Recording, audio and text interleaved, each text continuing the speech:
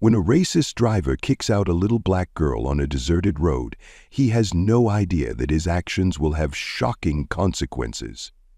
What happens next will make you take a fresh look at the concept of justice and fortitude. Don't forget to subscribe to the channel and be sure to leave a comment. Where are you watching this from? The sun rose quietly over the modest neighborhood, its warm golden rays spilling through the thin curtains of the White family's small but welcoming home. The scent of freshly brewed coffee filled the air as the faint hum of the city waking up created a gentle backdrop for the day ahead. Inside the kitchen, Amelia White moved with a calm precision, her tailored blouse crisp and her short curls neatly styled. She exuded a sense of authority, but her soft smile hinted at a deep love for her family, especially her 12-year-old daughter, Melanie. Melanie sat at the kitchen table, poking at her bowl of cereal, the spoon clinking against the porcelain in a slow, rhythmical motion. Her thoughts were distant, clouded by a mix of anxiety and dread about the school day ahead. Amelia noticed the lack of appetite and placed a firm but gentle hand on her daughter's shoulder. "You need your strength, sweetheart. Big things happen when you're ready to take them on," Amelia said, her tone encouraging but firm. Melanie looked up at her mother, her wide brown eyes filled with uncertainty. She didn't answer immediately, instead stirring her cereal until it formed a bland, soggy mess. "Mom," she finally whispered, her voice barely audible, "do you ever feel like everything you do just makes it harder for people to like us?" And Amelia froze for a moment, the question catching her off guard. She crouched beside Melanie, meeting her eye level. "What do you mean, honey?" Melanie sighed. "It's just being the mayor's daughter. People don't like you because you're changing things. They think you're taking things away from them, and they think I'm different." Amelia's eyes softened. She had always known her role as the city's first black mayor would come with challenges, but it hurt to see the weight of her position affecting her daughter. "Melanie, people resist change because it scares them, but change is what helps us grow. I need you to remember that when they see someone brave enough to do what's right, it makes them uncomfortable, but it's worth it." Melanie tried to muster a smile, but couldn't quite manage it. I just don't want to be the reason people act like that." Amelia stood and placed a kiss on her daughter's forehead. "You're not the reason. You're part of the solution, and that's something to be proud of." The sound of the school bus rumbling down the street interrupted their conversation. Melanie grabbed her backpack reluctantly, her shoulders slumping under the weight of both the bag and her worries. Amelia watched her leave with a mix of pride and unease. She wanted to shield Melanie from the harsh realities of the world, but she also knew her daughter was stronger than she gave herself credit for. As Melanie walked to the curb, the bus screeched to a halt and its doors hissed open. The driver, Jack Hunter, sat hunched over the wheel, his face weathered and his expression hard. His graying beard was unkempt, and his uniform looked like it hadn't seen a proper wash in weeks. He barely glanced at Melanie as she stepped on board, his only acknowledgement a grunt that sounded more like irritation than greeting. Melanie kept her head down as she moved through the narrow aisle. The bus was filled with the chatter and laughter of other kids, but the moment she walked past, the volume seemed to dip slightly, a subtle acknowledgement of her presence that only made her feel more isolated. She slid into an empty seat near the middle, clutching her backpack tightly against her chest. Jack's eyes briefly flicked to the rearview mirror, catching a glimpse of Melanie. A sneer tugged at the corner of his mouth, but he said nothing. He revved the engine and pulled the bus back onto the road with a jerk that made everyone sway in their seats. Melanie stared out the window, trying to ignore the unease that seemed to settle in the pit of her stomach every time she rode with Jack. The ride was uneventful at first, the bus rattling along the uneven streets. Melanie tried to focus on the passing scenery, tuning out the voices around her. But Jack's voice soon cut through the background noise, sharp and mocking. "Looks like royalty graced us with her presence again," he muttered, loud enough for everyone to hear. A few kids stifled giggles, while others looked away, not wanting to be involved. Melanie's cheeks burned, but she didn't respond. She'd learned that silence was often the best defense against people like Jack. Still, the sting of his words settled heavily on her heart. As the bus continued, Jack's jabs grew bolder. "Bet it must be nice having a mom who tells everyone else what to do. Maybe she should tell you how to sit still and keep quiet." Melanie gripped the straps of her backpack tighter, her knuckles turning white. She refused to give him the satisfaction of a reaction, but tears pricked the corners of her eyes. When the bus finally reached the school, Melanie was one of the first to get off. She kept her head down, avoiding eye contact with anyone as she hurried into the building. Her heart was pounding, her face still flushed with embarrassment and anger. She didn't look back at Jack, but she could feel his eyes on her, a lingering reminder of the powerlessness she felt. Inside the school, Melanie tried to shake off the morning's events, but the tension clung to her like a shadow. She spent most of the day quietly navigating her classes, avoiding unnecessary attention. By the time the final bell rang, she felt a mix of relief and dread. Relief that the school day was over, and dread at the thought of getting back on the bus. The afternoon ride home was no better. Jack's attitude remained hostile, his comments cutting and his disdain palpable. Melanie sank into her seat, counting the minutes until she could escape the suffocating atmosphere of the bus. When they reached her stop, she bolted out the door without a backward glance, her legs carrying her as quickly as they could toward the safety of home. Amelia was waiting for her at the door, a warm smile on her face. "How was your day?" Melanie hesitated, her mind flashing back to Jack's sneering face and the laughter of her classmates. "It was fine," she lied, forcing a weak smile. Amelia studied her daughter's face, but decided not to press. Instead, she opened her arms, and Melanie stepped into her embrace, finding a brief moment of solace in her mother's strength. As the evening settled in, the weight of the day lingered in Melanie's mind. She didn't know how much longer she could endure the unspoken hostility, but for now, she found comfort in the steady presence of her mother. Little did she know, the events of tomorrow would test her resilience in ways she could never have imagined.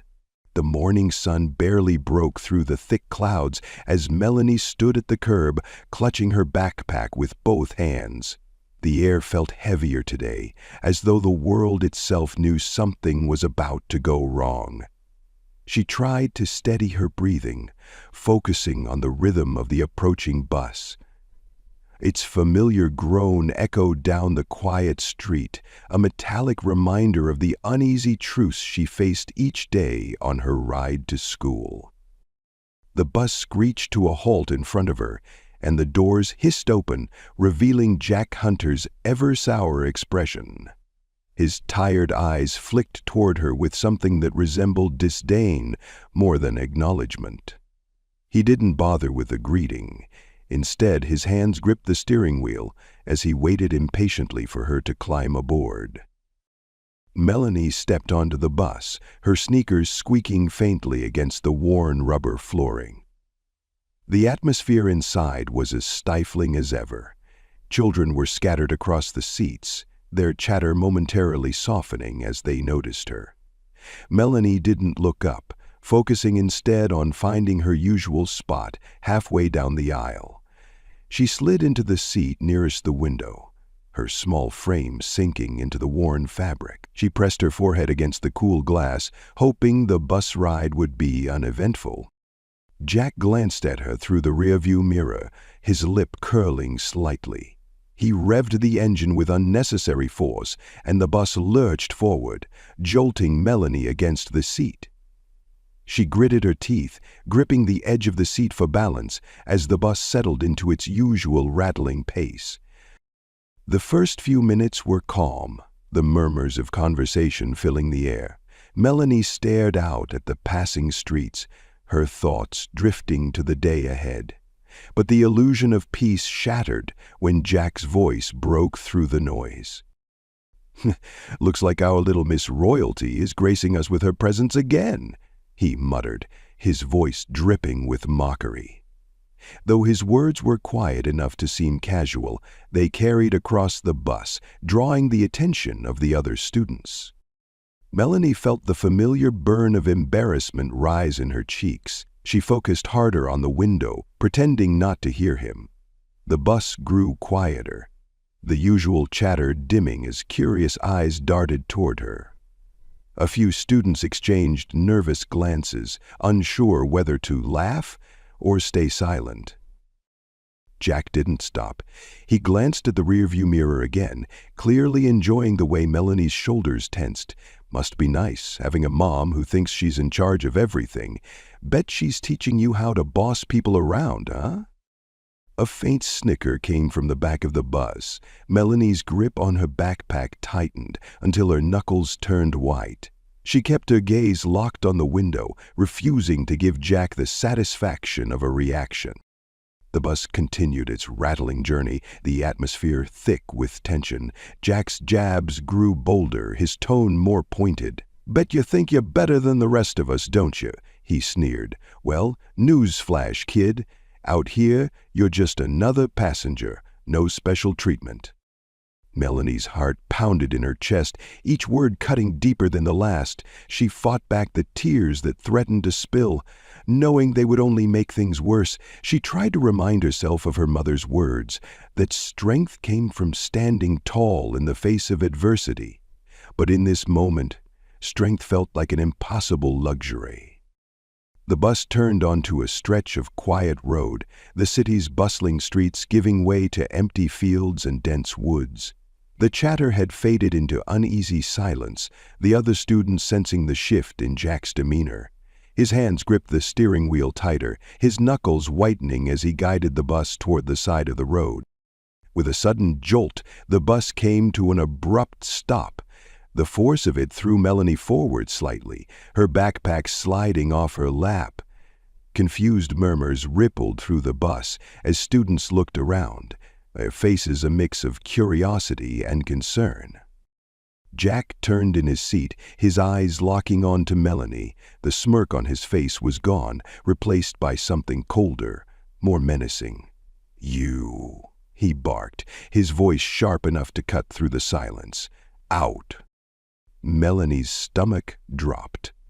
"What?" she whispered, barely audible. "I said out," Jack repeated, his voice rising. "You think you're too good for this bus? Fine, you can walk the rest of the way." A few students gasped. Others exchanged uneasy looks, unsure if this was some cruel joke or a serious command. Melanie's heart raced as she looked around for help, but no one spoke up. The weight of their silence crushed her. "You can't do that," she managed to say, her voice trembling. "I can do whatever I damn well please," Jack snapped. "Now get off my bus." For a moment, Melanie stayed frozen in her seat, her body refusing to move. Jack's glare hardened, and he leaned over the steering wheel, his posture radiating hostility. "You think I'm playing around? Get off!" The words hit her like a slap. Slowly, Melanie stood, her legs feeling like lead as she made her way toward the front of the bus. She could feel the stares of her classmates boring into her back, a mix of pity and fear in their eyes. She kept her head down, her hands clutching her backpack as though it were a lifeline. As she reached the door, Jack leaned closer, his voice dropping to a menacing whisper. "Maybe this'll teach you and your mama to stay in your lane." The doors hissed open, and Melanie stepped onto the dusty shoulder of the road. The heat of the sun bore down on her as the bus doors slammed shut behind her. She stood there stunned as the bus roared back onto the road, its engine rumbling like a beast retreating into the distance. The sound of the bus faded, leaving only the quiet rustle of leaves and the faint chirping of birds. Melanie looked around, realizing just how isolated she was. The road stretched endlessly in both directions, flanked by tall grass and dense woods. There was no sign of another vehicle, no indication of how far she was from home or safety. Her hands trembled as she adjusted the straps of her backpack, the reality of her situation sinking in. She was alone, miles from home, with no one to help her. A single tear slipped down her cheek, but she quickly wiped it away. Crying wouldn't get her anywhere. She had to move. Taking a deep breath, Melanie began walking. The road stretched ahead like an unforgiving path, and every step felt heavier than the last. Her mother's voice echoed in her mind, a faint reminder of the strength she was supposed to have. She didn't feel strong. She felt small, scared, and painfully alone. But she kept walking, one step at a time. The sun was relentless as Melanie walked down the deserted road, her feet dragging against the uneven asphalt. The weight of her backpack pulled on her shoulders, making every step feel like a test of endurance. Around her, the vast expanse of countryside stretched endlessly. Fields of tall grass swayed in the wind, and clusters of dense trees loomed like silent sentinels. The sound of her sneakers scuffing the ground was the only noise in the oppressive quiet. Her initial anger at Jack had begun to dissipate, replaced by a gnawing sense of fear. What if she didn't find her way home? What if no one came by to help? She glanced behind her, half hoping to see the familiar yellow bus returning. But the road was empty. A lump formed in her throat as she tightened her grip on the straps of her backpack. She couldn't afford to cry. Not here, not now. She pressed on, trying to focus on the rhythm of her steps. The sun beat down mercilessly, and sweat began to trickle down the sides of her face. Her throat felt dry, and she realized with a pang of regret that she hadn't brought a water bottle. She wiped her forehead with the back of her hand, smearing dirt and sweat across her skin. Memories of the morning flashed through her mind, each one a sharp reminder of how unfairly she'd been treated. Jack's mocking words echoed in her head, and she felt her chest tighten with anger and humiliation. She thought of her classmates, their eyes averted, their silence deafening. No one had stood up for her. No one had even tried. Tied to pretty girls in the valley, Morin and none tried. Dangerous. A gust of wind rustled the tall grass beside her, and Melanie jumped, her pulse quickening. She glanced nervously toward the trees, half expecting something to emerge from the shadows. She'd heard stories about wild animals in the area, coyotes, stray dogs. Her imagination began to spiral, conjuring images of glowing eyes and sharp teeth. She shook her head, trying to push the thoughts away. There was nothing out there. She was just scaring herself. The road stretched on, a ribbon of gray cutting through the landscape. Melanie's legs ached, and her pace slowed as the heat sapped her energy. She stopped for a moment, crouching on the side of the road to catch her breath. The grass brushed against her arms, its dry texture prickling her skin. She tried to remember the last time she had seen a car pass by on this road. It had been hours, maybe more. The isolation pressed down on her like a physical weight. As she sat there, she thought of her mother. Amelia, white, Strong, fearless, determined. Her mother would know what to do. She always did. Melanie pictured her sitting in her office, surrounded by stacks of papers, her phone buzzing with calls. Despite the chaos, she always had time for Melanie, always made her feel important. The memory brought a faint smile to her face, but it quickly faded when she realized that she had more calls to get to. Her mother didn't know where she was, and Melanie had no way to contact her. The thought made her chest tighten, and for a moment she felt the familiar sting of tears. She blinked rapidly, refusing to let them fall. Her mother wouldn't cry in a situation like this. Her mother would keep moving, no matter what. The sound of a distant engine broke through her thoughts, and Melanie's head snapped up. She scrambled to her feet, her heart racing as she turned toward the noise. A beat-up pickup truck appeared on the horizon. Its dull red paint faded from years of use. Melanie hesitated, uncertainty and hope battling in her mind. She stepped closer to the road, raising one hand tentatively. As the truck approached, it slowed down, and Melanie's pulse quickened. The driver was a middle-aged man with a scruffy beard and a baseball cap pulled low over his eyes. He leaned out the window, his face lined with years of hard living. "You lost, kid?"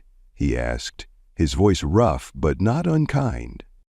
Melanie nodded, her throat too dry to speak. She cleared it and managed to croak, "I need to get home." The man studied her for a moment, his brow furrowing. "Where's home?" She hesitated. Her mother had always told her to be cautious around strangers, but what choice did she have? "In town," she said finally, "about 5 miles from here." The man scratched his chin, glancing at the empty road behind her. "You've been walking this whole time?" Melanie nodded again, and the man let out a low whistle. "Well, hop in. Ain't right for a kid to be out here alone." She hesitated, glancing at the truck's rusted exterior and the pile of tools and rags in the passenger's seat. Something about the man seemed rough, but not threatening. Still, a small voice in the back of her mind urged caution. "I'm okay," she said quickly. "I'll keep walking." The man shrugged. "Suit yourself, but it's a long way, and it's only gonna get hotter." She shifted gears and the truck rumbled forward, leaving Melanie standing in its wake. She watched it disappear down the road, a pang of regret tugging at her. Maybe she should have taken the ride. But the thought of being trapped in a stranger's vehicle made her stomach churn. As the truck disappeared over the horizon, Melanie turned back toward the road. Her legs felt heavier with each step, and the sun seemed even harsher now. The fields on either side of her began to blur together, their golden hues merging into a sea of sameness. She tried to focus on the rhythm of her steps, counting them in her head to keep herself moving. Her thoughts drifted to her mother again, and this time a memory surfaced. A warm summer evening when she was 8 years old. They'd gone to a park on the edge of town, and Amelia had taught her how to ride a bike. Melanie had fallen at least a dozen times, scraping her knees and elbows, but her mother had been patient, encouraging her to get back up every time. "Strength isn't about never falling," Amelia had said as she wiped the dirt from Melanie's hands. "It's about getting up no matter how many times you fall." The memory brought a small smile to Melanie's face, and she straightened her shoulders, pushing through the fatigue. She would get home. She had to. The road ahead curved slightly, and as she rounded the bend, she spotted something in the distance. A small, weathered shack nestled at the edge of the trees. It looked abandoned, its paint peeling and its roof sagging. But the sight of it gave her a flicker of hope. Maybe there was water, or at least some shade where she could rest. She quickened her pace, her heart pounding as she approached the shack. As she drew closer, a figure emerged from the shadows, a tall, gaunt man with unkempt hair and a scruffy beard. He wore tattered clothes and held a walking stick in one hand. Melanie froze, her breath catching in her throat. The man noticed her and raised a hand in a cautious wave. "Don't be scared," he called, his voice rough but not threatening. "Just passing through." Melanie hesitated, her instincts screaming at her to run, but the man stayed where he was, his posture relaxed. "You look like you've been walking a long time," he said. "You need water." Her throat burned with thirst, and the offer was tempting. She took a tentative step closer, her eyes never leaving the man. "You have water?" He nodded, reaching into a small pack slung over his shoulder. He pulled out a battered plastic bottle and held it out to her. "Here, take it." Melanie approached slowly, her heart pounding. She took the bottle and twisted off the cap, the cool liquid soothing her parched throat. The man watched her with a faint smile, his eyes kind but tired. "Long road ahead," he said. "You be careful out here." Melanie nodded, clutching the bottle tightly. "Thank you," she murmured. The man tipped his hat, then turned and disappeared into the trees, leaving Melanie alone once more. She stared after him for a moment before turning back to the road. Her legs still ached, and her body felt heavy, but the water had revived her spirit. She squared her shoulders and kept walking, the memory of her mother's voice urging her forward. The road home was long, but Melanie was determined to reach it, one step at a time. The house was quiet when Melanie finally arrived, her legs trembling and her feet dragging as she climbed the front steps. The familiar porch light glowed softly against the fading evening sky, a beacon of safety after the long and grueling journey. She fumbled with the latch on the screen door, her fingers shaky and slick with sweat. Inside, the smell of home, a faint mix of lavender and fresh laundry, enveloped her. For a brief moment, the exhaustion and fear that had plagued her all afternoon melted away. Melanie dropped her backpack by the door and leaned against the wall, her chest heaving as she tried to steady her breathing. Amelia's voice floated from the kitchen, calm and melodic, as she spoke into the phone. "Yes, I look over the final draft tonight. We'll need to discuss the zoning issue before the end of the week." Melanie didn't want to interrupt. She tiptoed toward the stairs, hoping to make it to her room unnoticed. But Amelia's keen ears caught the faint creak of a floorboard. She turned the corner, her phone tucked between her ear and shoulder, her sharp eyes immediately locking onto Melanie. "You're home late," Amelia said, a note of concern creeping into her voice. She placed her hand over the receiver. "What happened?" Melanie froze, caught in the crosshairs of her mother's attention. Her mind scrambled for an excuse, but the events of the day weighed heavily on her, making it impossible to lie convincingly. "It's nothing," she mumbled. "I just walked part of the way." Amelia frowned, her eyes narrowing as she took in her daughter's disheveled appearance. Melanie's hair was matted to her forehead, her shirt wrinkled and stained with dirt. Amelia ended her call abruptly, setting the phone down on the counter with a decisive click. "Walked? Why would you do that?" Amelia crossed the room, her voice firm, but tinged with worry. "And why didn't you call me? You look exhausted, Melanie." "I'm fine," Melanie said quickly, avoiding her mother's gaze. "It's not a big deal." Amelia reached out, gently tilting Melanie's chin up so their eyes met. "Sweetheart, you're not fine. Tell me what's going on." Melanie hesitated, her throat tightening as she fought back the tears threatening to spill. The memory of Jack's sneering face, the laughter of the other kids, the isolation she'd felt on the road. All of it came rushing back, overwhelming her. Ah! She shook her head, stepping back out of her mother's reach. "I don't want to talk about it," she whispered. Amelia studied her daughter carefully, her brows knitting together in concern. She knew that pushing too hard would only make Melanie retreat further. Taking a deep breath, she softened her tone. "Okay, but promise me you'll tell me when you're ready." Melanie nodded, grateful for the reprieve. She shuffled toward the stairs, each step feeling like a monumental effort. By the time she reached her room, her limbs felt like lead. She collapsed onto her bed without even bothering to change out of her dirty clothes. Her body ached, and her mind raced with everything that had happened, but exhaustion soon pulled her into a restless sleep. Amelia stayed in the kitchen, her thoughts churning as she replayed the brief exchange with Melanie. Something was wrong. Something much bigger than her daughter was letting on. Amelia poured herself a cup of tea, the warm steam rising as she leaned against the counter, staring out the window into the darkened yard. She thought about Melanie's reluctance to ride the bus lately, her hesitance to talk about school, the way she seemed to shrink into herself whenever the topic of her classmates came up.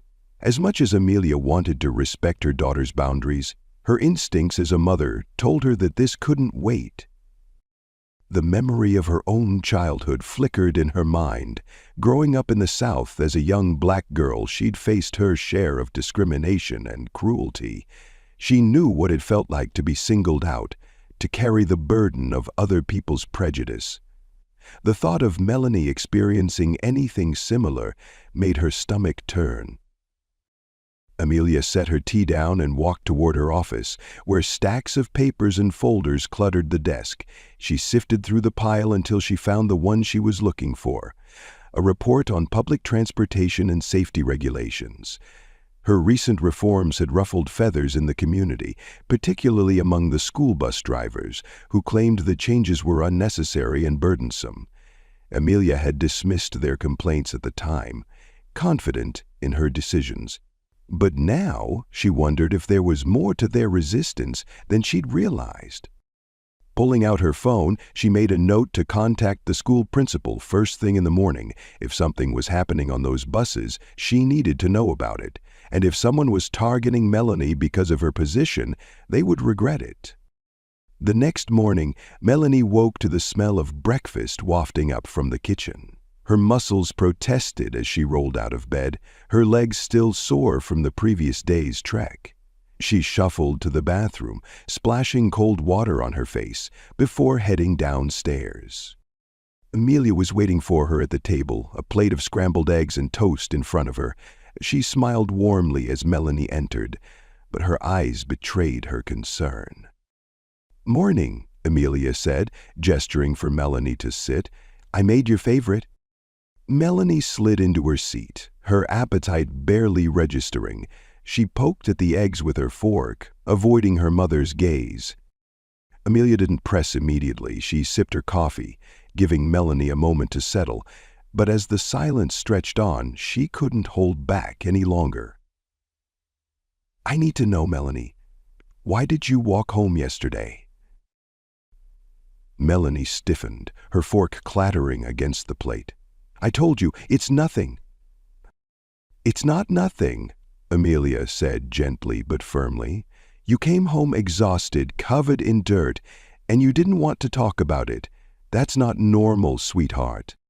Melanie's eyes welled with tears, but she refused to let them fall. "I just didn't want to be on the bus, okay? I didn't want to be around him." "Oh," Amelia's voice sharpened, her body tensing. "Who are you talking about?" The driver," Melanie said finally, her voice trembling. "Jack. He doesn't like me. He says things, and yesterday he made me get off the bus. He just stopped in the middle of nowhere and told me to leave." Amelia's face darkened, her hands tightening around her coffee mug. He what?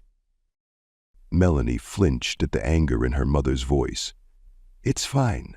I'm fine. I made it home. No, it's not fine, Amelia said, her tone fierce. No one has the right to treat you like that. I don't care who they are. Melanie shrank into her chair, the weight of her mother's intensity making her feel small. I didn't want to make a big deal out of it. Amelia softened, reaching across the table to take Melanie's hand. It is a big deal, and I'm going to make sure it never happens again. Melanie looked down at their joined hands, her mother's warmth grounding her in the moment. She nodded reluctantly, a small spark of relief flickering in her chest. For the first time since yesterday, she felt like she wasn't carrying the burden alone. As Amelia stood, determination etched into her features, Melanie couldn't help but feel a glimmer of hope. Her mother had always been a fighter, and now she was ready to fight for her. The school's administrative building loomed large in the morning light, its austere brick exterior a stark contrast to the soft autumn hues of the trees surrounding it. Amelia strode through the front doors, her heels clicking sharply against the polished floors. Her expression was calm but determined, a practiced mask honed through years of navigating political battles. Inside, though, she felt a simmering rage. The thought of someone abusing their position to harm her daughter filled her with a quiet fury. The receptionist greeted her with a polite smile, clearly accustomed to dealing with the town's mayor. "Good morning, Mrs. White. Do you have an appointment?" "No, but I need to speak with Principal Edwards immediately," Amelia said, her tone leaving little room for negotiation. The receptionist nodded and gestured toward a small waiting area. "I'll let him know you're here." Amelia sat briefly, her eyes scanning the hallway as students passed by in clusters. Their laughter and chatter felt at odds with the storm brewing in her chest. After a few minutes, the principal appeared, a tall, balding man with wire-rimmed glasses and a slightly harried expression. He extended a hand in greeting. "Mayor White, to what do I owe this visit?" he asked, his tone polite but cautious. Doc Amelia shook his hand firmly. "Principal Edwards, we need to discuss the conduct of one of your employees.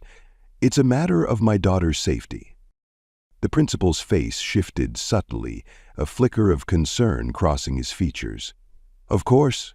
Please, step into my office." They walked into a modestly furnished room lined with bookshelves and decorated with framed certificates.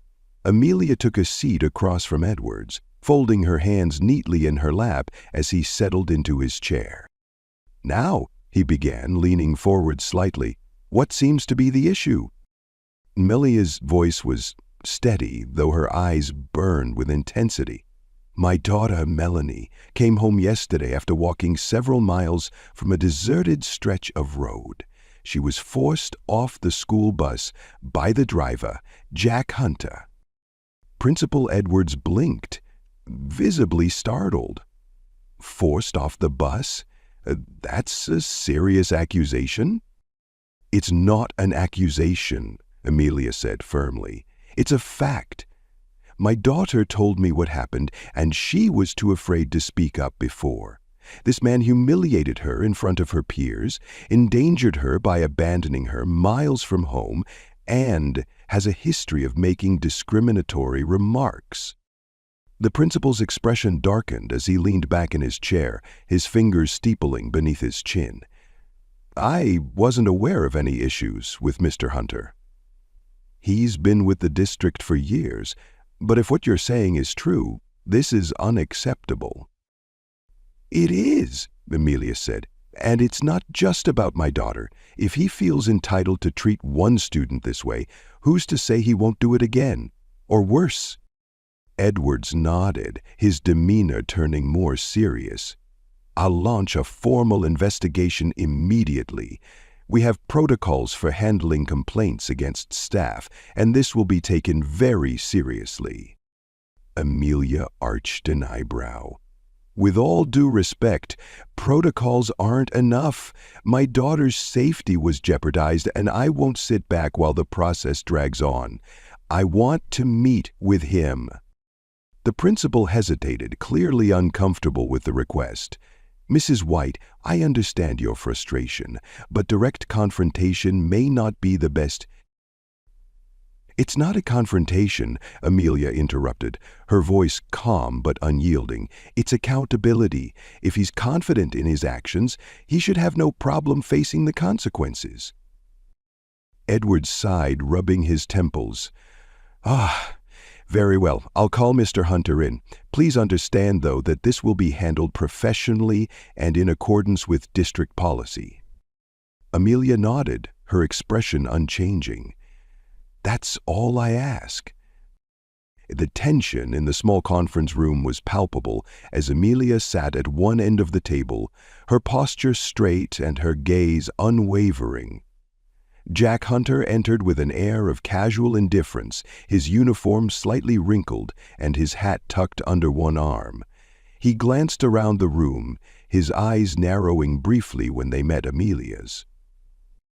Principal Edwards followed close behind, carrying a folder of documents. He gestured for Jack to take a seat opposite Amelia, then sat at the head of the table. "Mr. Hunter," Edwards began, his tone measured, "thank you for coming in on such short notice. We're here to address a serious concern raised by Mayor White regarding your conduct as a bus driver." Jack leaned back in his chair, crossing his arms over his chest. "What kind of concern?" Amelia didn't wait for Edwards to speak. She fixed Jack with a steady gaze, her voice cutting through the room like a blade. "Yesterday, you forced my daughter off the bus on a deserted road. You humiliated her in front of her peers and left her to walk miles home alone. Care to explain?" Jack's jaw tightened, but he managed a smirk. "I didn't force anyone off the bus. She chose to leave. I told her to behave, and she didn't like being called out." Amelia's eyes narrowed. "You expect me to believe that a 12-year-old girl voluntarily got off a moving bus in the middle of nowhere?" Jack shrugged, his smirk fading. "Kids these days don't like authority. Maybe she thought she could get sympathy from Mommy Dearest by making a big deal out of nothing." Amelia's fists clenched under the table, but she kept her voice level. "This isn't about authority, Mr. Hunter. This is about your blatant abuse of power and your ongoing hostility toward my daughter." Edwards interjected, his voice strained. "Mr. Hunter, these are serious allegations. Do you deny making derogatory comments toward Melanie or any other students?" Jack's eyes darted toward the principal, his expression hardening. I might have said some things. Kids are soft these days, always looking for someone to blame, but I didn't do anything wrong." Amelia leaned forward slightly, her voice sharp and deliberate. "You endangered my child. You left her alone on a road where anything could have happened. That's not just wrong, it's reprehensible." Jack's face flushed with anger. "You think you can come in here and throw your weight around because you're the mayor? Maybe you should worry less about buses and more about running this town." The room fell silent. Edward shifted uncomfortably in his seat, clearly struggling to maintain control of the meeting. Amelia, however, remained calm, her piercing gaze never leaving Jack.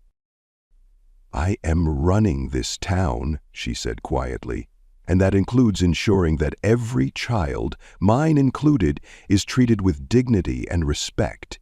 If you can't handle that responsibility, you have no business driving a school bus." Edwards cleared his throat, breaking the tension. "Mr. Hunter, until this investigation is complete, you are suspended from your duties, effective immediately." Jack's chair scraped loudly against the floor as he stood, his face a mask of barely restrained fury. "Fine," he snapped, "but this isn't over." He stormed out of the room, leaving the door swinging on its hinges. Amelia exhaled slowly, her composure intact despite the tension in the air. Edwards looked at her with a mix of respect and exhaustion. "I'll make sure the investigation is thorough," he said, "and I'll follow up with you once we have a resolution." "Thank you," Amelia said, standing and gathering her things. "But let me be clear. If the resolution doesn't ensure the safety of every student on that bus, I will take this to the school board and the press." Edward nodded, clearly understanding the weight of her words. "Understood."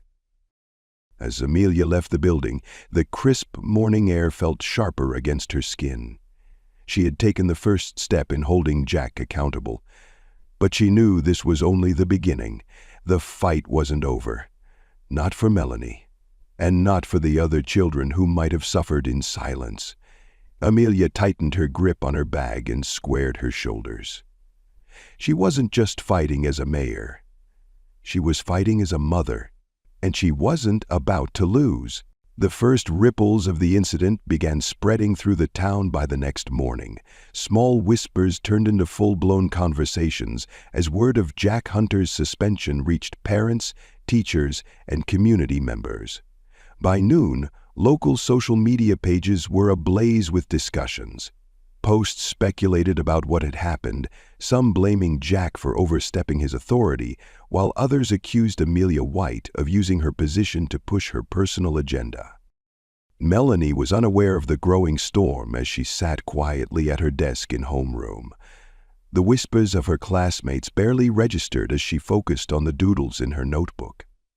She tried to shrink into her seat, hoping the day would pass without incident. But her unease only grew as she noticed the sidelong glances and hushed conversations around her. "Did you hear?" one boy muttered to his friend. "Hunter got suspended. Heard it had something to do with the mayor's kid." "I bet she complained to her mom," another chimed in, his tone dripping with disdain. "Always running to mommy." Melanie's chest tightened, her pencil still in mid-doodle. She tried to ignore the rising heat in her cheeks and the lump forming in her throat. They didn't know what had really happened. They didn't know how it had felt to be left alone on that road, scared and vulnerable. But their words still stung. At lunch, Melanie sat at her usual table in the corner of the cafeteria, away from the bustling crowd. Her sandwich sat untouched as she stared at the swirling patterns on the tabletop. She wanted to disappear, to blend into the background until all the attention shifted away from her. But she couldn't escape the weight of the stares, the lingering whispers that followed her wherever she went. Meanwhile, at City Hall, Amelia was holding her own against the tide of public scrutiny. A press conference had been hastily organized in response to the uproar, with local journalists and concerned citizens packing the room. Amelia stood at the podium, her expression calm but resolute as she faced the sea of cameras and microphones. "Good afternoon," she began, her voice steady. "I'm here today to address the situation involving a school bus driver and my daughter, Melanie White. First, let me say that my actions as mayor have always been guided by the principles of fairness, justice, and the well-being of every member of our community, especially our children." She paused, allowing her words to sink in before continuing. "Yesterday, I learned that my daughter was subjected to inappropriate and dangerous treatment by an individual entrusted with the safety of our students. As a mother, I was horrified. As a mayor, I was compelled to act. This is not a matter of favoritism or personal vendetta. It is a matter of accountability and ensuring that no child in our community is ever made to feel unsafe." A reporter raised his hand, his voice cutting through the room. "Mayor White, some residents feel that this suspension was an overreaction. They believe Jack Hunter has been unfairly targeted. What do you say to them?" Amelia met his gaze with unwavering confidence. I understand that change can be uncomfortable, but let me ask those residents this. If it were their child, their son or daughter who had been left on the side of a deserted road, would they still call this an overreaction? The safety of our children is not negotiable. Another reporter jumped in. There are claims that this incident is being used to push your broader agenda on transportation reform. How do you respond to that? Amelia's lips pressed into a thin line before she responded. My transportation reforms are about improving efficiency, safety, and fairness across our system. They are unrelated to the specific incident, which is a clear example of one individual abusing their authority. I will not apologize for holding people accountable. The murmurs of the crowd grew louder, a mix of approval and skepticism. Amelia let them simmer for a moment before continuing. I want to make this clear. This is not just about my daughter.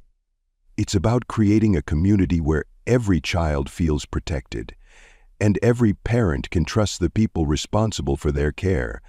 That is my responsibility as mayor, and I will not shy away from it.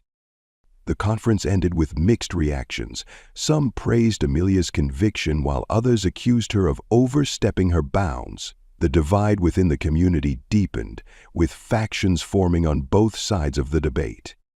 That evening, Melanie sat in the living room, watching the news coverage of her mother's press conference. Amelia joined her, settling onto the couch and placing a comforting hand on her shoulder. How are you holding up? Amelia asked softly. Melanie shrugged, her eyes fixed on the screen. I don't know. Everyone's talking about it. About me. It's like I can't escape it. Amelia squeezed her shoulder gently. I know it's hard, sweetheart, but sometimes standing up for what's right means being in the spotlight, even when it's uncomfortable. I didn't want this, Melanie whispered, her voice trembling. I just wanted to be invisible. Amelia sighed, pulling her daughter into a gentle embrace. I know, and I'm so sorry you had to go through this, but your story is important. It's making people think, even if it's hard for them to admit it. Melanie hesitated, her thoughts churning. Do you think they'll believe me? Not everyone will, Amelia admitted. But the truth doesn't depend on whether people believe it. What matters is that you know your worth and you don't let anyone take that away from you. Melanie nodded slowly, her mother's words settling over her like a warm blanket. For the first time in days, she felt a small flicker of strength, a reminder that she wasn't facing this alone. The following morning, a rally was held outside City Hall, organized by local activists and concerned parents who supported Amelia's call for accountability. Melanie hesitated to attend, nervous about being in the spotlight, but Amelia encouraged her. It's your story, Melanie, she said. Your voice matters. The rally was a mix of speeches, signs, and passionate conversations. Melanie stood quietly by her mother's side, her heart pounding as she watched the crowd gather. When Amelia introduced her to speak, Melanie's stomach twisted with anxiety. She stepped forward hesitantly, gripping the microphone with trembling hands. Hi, she began, her voice barely above a whisper. I'm Melanie. The crowd fell silent, their eyes fixed on her. She took a deep breath, her mother's reassuring presence anchoring her. I didn't ask for any of this, she continued, her voice growing steadier. I didn't want to be the center of attention, but what happened to me wasn't okay, and it's not just about me. It's about every kid who's ever felt scared or helpless because someone in power didn't treat them the way they should. Her words hung in the air, resonating with the crowd. A few people clapped, their support giving her the courage to keep going. My mom always says that standing up for what's right isn't easy, but I think she's right. It's scary and it hurts, but it's important. So, thank you for listening and for believing that things can get better." The applause was thunderous, the crowd erupting in cheers as Melanie stepped back, her cheeks flushed with a mix of pride and relief. Amelia pulled her into a hug, whispering, "You were amazing." For the first time in what felt like forever, Melanie felt a sense of peace. Her voice had been heard and her story had made a difference. The road ahead was still uncertain, but for the first time she believed it could lead to something better. The city's division was more pronounced than ever. The aftermath of Melanie's speech at the rally had sent shockwaves through the community. Supporters praised her bravery, seeing her as a symbol of resilience and justice. Detractors, however, accused Amelia of exploiting her position and turning a personal grievance into a public spectacle.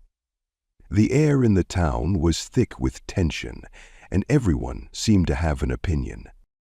Amelia, as always, faced the scrutiny head-on. In the days following the rally, she worked tirelessly to push forward new safety measures for school transportation. These measures included mandatory cameras on buses, stricter hiring protocols for drivers, and enhanced training on diversity and professionalism. Each of these proposals faced resistance, but Amelia was undeterred. At the same time, Principal Edwards completed the school's internal investigation into Jack Hunter's conduct. The findings were damning. Multiple students had come forward anonymously, recounting similar incidents of mistreatment and verbal abuse. Jack's behavior was no longer an isolated event. It was part of a troubling pattern. When the school board convened to discuss the findings, Amelia attended the meeting as both a mayor and a concerned parent. The atmosphere in the room was tense, with a mix of parents, teachers, and community members packing the seats. Jack Hunter was present as well, sitting stiffly at the end of the room with his union representative. The board chair, a stern woman with salt and pepper hair, called the meeting to order. "We're here today to discuss the findings of the investigation into Mr. Hunter's conduct and to determine the appropriate course of action. Mayor White, you've requested to speak. You have the floor." Amelia rose, her expression calm but resolute. "Thank you, Chairwoman Davis. I appreciate the opportunity to address this board, not just as the mayor of this town, but as a mother whose child was directly impacted by Mr. Hunter's actions." She paused, scanning the room. "The findings of this investigation confirm what I already knew, that Mr. Hunter abused his position and endangered the safety of the students under his care. My daughter was forced off a bus left miles from home on a deserted road because of his prejudices and lack of professionalism. But she was not the only one. Other children have come forward, and their stories paint a clear picture of a man unfit for his role." Jack shifted uncomfortably in his seat, his jaw clenched. Amelia continued, her voice steady. "This is not about revenge. This is about accountability. We entrust our children to the care of this school district every day, and we have a right to expect that they will be treated with respect and dignity. Mr. Hunter violated that trust, and there must be consequences." When she finished, the room erupted into murmurs. Some parents nodded in agreement, while others exchanged skeptical glances. Jack's union representative rose next, defending his client with arguments about his years of service and the alleged misunderstanding of his actions. The debate raged on for nearly an hour, with tensions running high on both sides. In the end, the board voted unanimously to terminate Jack Hunter's employment. The decision was met with mixed reactions, applause from some parents, angry mutters from others. Jack stormed out of the room without a word, his face red with fury. The weeks that followed were a whirlwind of change. Amelia's safety reforms were implemented across the school district, despite vocal opposition from certain factions of the community. The installation of cameras on school buses became a symbol of progress for some and a point of contention for others. But Amelia remained steadfast, knowing that the measures would protect children and hold drivers accountable. Melanie, too, found herself adjusting to a new reality. The attention from the rally gradually faded, and life at school began to return to normal. Though some students still whispered behind her back, others approached her with words of support. One afternoon, as she walked to her locker, a girl from her math class stopped her. "Hey, Melanie," she said shyly. "I just wanted to say, what you did at the rally was really brave. I don't think I could have done that." Melanie blinked in surprise. "Oh, thanks." The girl smiled. "If you ever want to sit with us at lunch, you're welcome to." Melanie felt a small spark of warmth in her chest. "Thanks. I might take you up on that." The encounter was brief, but it left Melanie feeling lighter. Slowly but surely, she began to find her place again. One evening, as the sun dipped below the horizon and bathed the town in hues of gold and orange, Amelia and Melanie sat together on the front porch. The air was cool, carrying the faint scent of blooming flowers.